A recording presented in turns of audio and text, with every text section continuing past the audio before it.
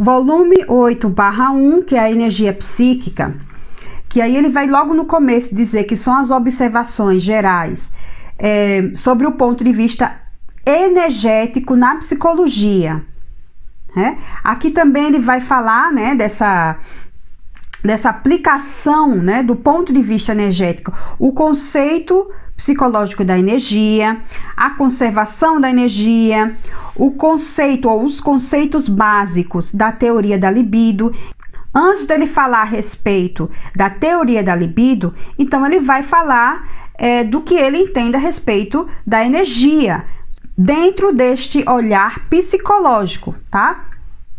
E aí, quando ele vai entrar, que eu acredito aqui, vocês vão ver, né, os conceitos básicos da teoria da libido, ele vai falar sobre esse fenômeno e esse movimento, né, progressão, regressão, né, a progressão da energia, a regressão, sabendo de que essa energia psíquica está dentro de um sistema fechado, né, que é a psique. E aí ele vai falar desse movimento da extroversão e da introversão, né, ainda dentro dessa perspectiva energética, o deslocamento da libido, o conceito primitivo da libido. Então, esse livro, ele tem que ler também cuidadosamente, tá? Tem uma cautela ali, que ele vai trazer ali concepções talvez um pouco complexas, né, mas que percorrendo esse caminho, né, do entendimento a respeito da energia, né, sobre dentro deste olhar psicológico, e aí o que Jung entende a respeito dessa teoria, né, dessa libido, dessa energia psíquica. Então, ele é muito importante, esse livro, é o primeiro é o volume 8, primeira parte. A segunda parte, esse livro, muito bom, né? Porque esse 8º volume, ele tá falando a respeito dessa dinâmica do inconsciente. Fala dessa parte energética, a energia psíquica, e aqui ele vai falar muito sobre a estrutura da psique, a natureza dessa psique, né? E aí vocês vão perceber aqui que ele é muito rico, esse livro, porque ele vai trazer do pensamento, né, da sua psicologia, a questão da função transcendente, que assim é fundamental para se compreender tudo quando Jung vai falar a respeito do processo de individuação, a teoria dos complexos, né? Porque vocês sabem que aqui tem um volume que ele vai falar a respeito dos testes da associação de palavras, fala um pouco aí do complexos, mas aqui ele tá algo muito mais ali, mais desenvolvido, vocês entenderem a respeito dos complexos. Aqui tem capítulos também muito interessantes, quando fala aqui a questão do instinto inconsciente, a estrutura da alma, esse capítulo também é muito bom. Aqui eles vai falar assim, tá, tem uma parte bem interessante quando ele vai falar a respeito dos sonhos, tá, porque é fundamental, vocês vão ver aqui, a essência dos sonhos, ou os aspectos gerais da psicologia do sonho.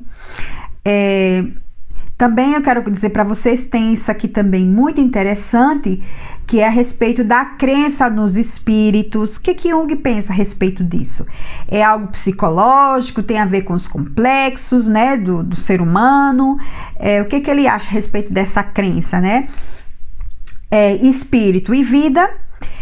Tem aqui um capítulo também falando a respeito da psicologia analítica e a cosmovisão, mas vocês vão encontrar também esse assunto na prática da psicoterapia. As etapas da vida humana, tá? Porque é importante também entender, né, essa questão da psicologia do amanhecer, do entardecer, e a alma e a morte, tá? Então, esse livro aqui, A Natureza da Psique, também outro livro, eu nem sei, eu vou ficar aqui repetitiva, esse livro é muito importante, tem um texto muito importante, mas é porque na hora que eu vou falar ali que eu lembro que eu li, aí é o que me vem à mente, né? Sincronicidade, ele ainda tá novinho aqui, porque eu estudei anteriormente pelo PDF, que não tinha o livro. mas eu ainda vou colocar as anotações aqui nesse, que eu vou fazer a releitura, que eu recomendo a vocês, releiam. A leitura é primordial e reler é 2 vezes primordial. Então, eu acho aqui, é assim, aqui desse volume, né, o volume 8, parte 3, sincronicidade. A natureza da psique é a parte 2, né, desse volume. E a parte 3, sincronicidade, que Jung ele vai começar aqui a respeito do que ele chama de, entre aspas, coincidência significativa. E por que que isso é importante? Porque também vai falar de algo que transforma essa psique, que transforma esse ser humano.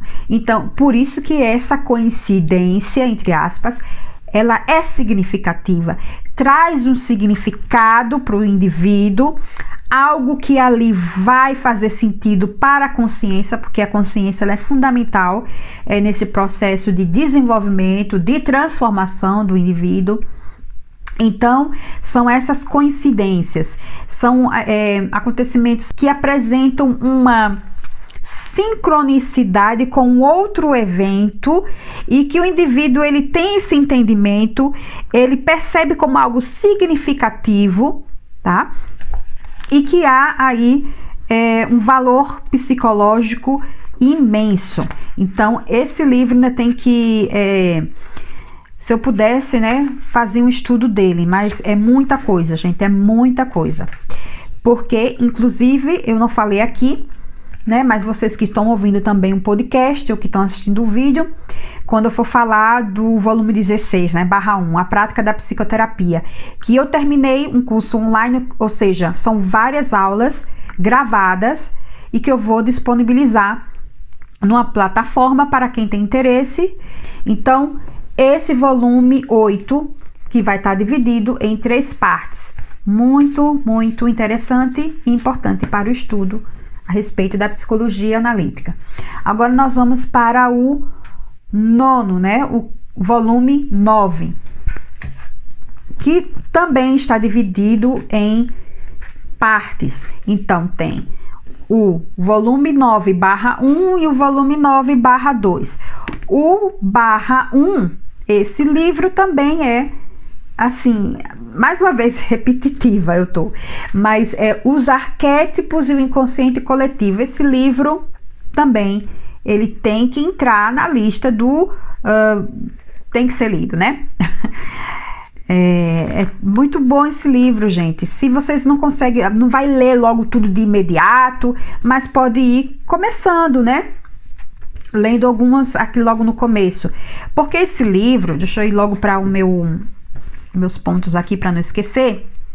Aqui ele vai estar falando sobre os símbolos, os arquétipos, inconsciente coletivo, contos de fadas, é claro. Estou falando de uma maneira ali, grosso modo, mas aqui eu vou abrir para vocês, aqui para quem está assistindo e para quem está ouvindo, eu vou dizer aqui. Aqui nesse livro, logo no começo, a primeira parte, ele já vai mostrar ali, ele vai falar o que ele entende sobre esse, entre aspas, conceito, o inconsciente coletivo. O que é que ele entende sobre inconsciente coletivo? Como é que ele chega a essa compreensão, né? E ele vai colocar aqui, ele vai também, claro, né, dizer ali, colocando exemplos. É muito importante vocês leiam os exemplos para que a coisa ali vocês consigam ter visualizar esse fenômeno dentro de uma constelação de vida prática, né? Não uma coisa muito teorizada. Então aqui ele vai falar a respeito do inconsciente coletivo, desse significado psicológico, dando exemplos, né? Posteriormente ele vai falar ali de uma forma a respeito do conceito de ânima, mas eu falando para vocês, tem um vídeo aqui falando sobre ânima e ânimos, quando ele vai trazer no volume 7/2, né? Que é o eu e o inconsciente. Aqui ele vai dar só uma pincelada, ele vai falar a respeito disso, né? Da ânima enquanto arquétipo. Posteriormente, ele vai trazer os arquétipos psicológicos do arquétipo materno. Esse aqui, assim, eu tenho uma vontade, se eu pudesse pegar tudo isso aqui, quando ele vai falar sobre o arquétipo materno, porque ele é bem, é complexo, tá, pessoal? É complexo, porém, vocês têm que entender primeiramente o que é o inconsciente coletivo, os arquétipos, que são os conteúdos do inconsciente coletivo, e partindo aqui para o arquétipo materno, porque ele vai dizer, né, vai falar desse arquétipo materno, o complexo materno